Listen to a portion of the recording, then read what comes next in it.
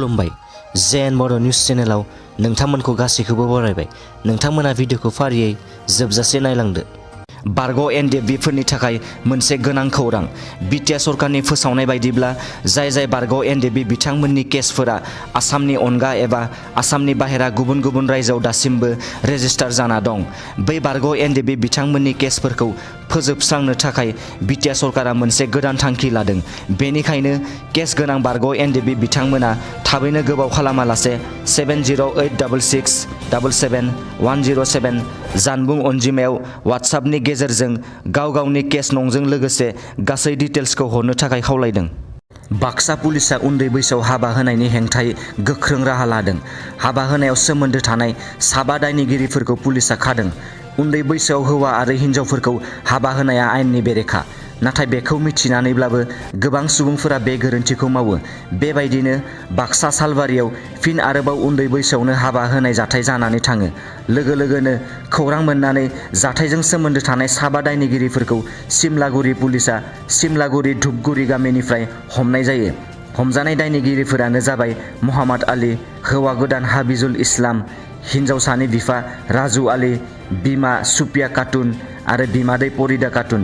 मिथिनाय बायदिब्ला 12 बोसोर बैसोनि हिन्जावसाखौ हाबिजुल इस्लामजों थांनाय 2 जानुवारि खालारखालि हाबा होदोंमोन आरो बेखौनो खौरां मोनना लोगो लोगो पुलिसआ गोख्रों राहा लायो।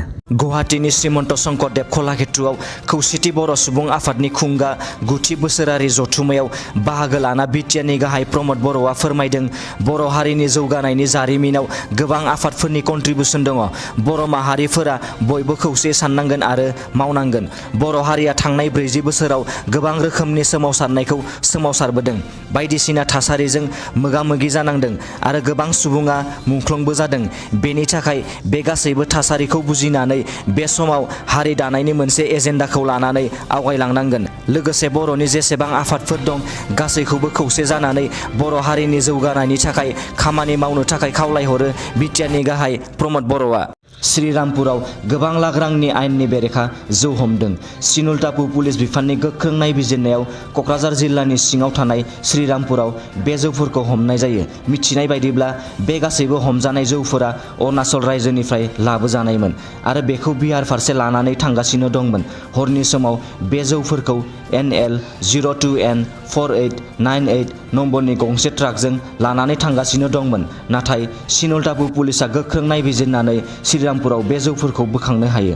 मख'नो गोनांदि बे जौफोरा गासै 366 कार्टुनमोन आरो बेनि बेसेनखौ गासै 20 लाख रांसो जागोन होननानै मिथिहोदों। दिनैनि रादाबा एसेनोसै।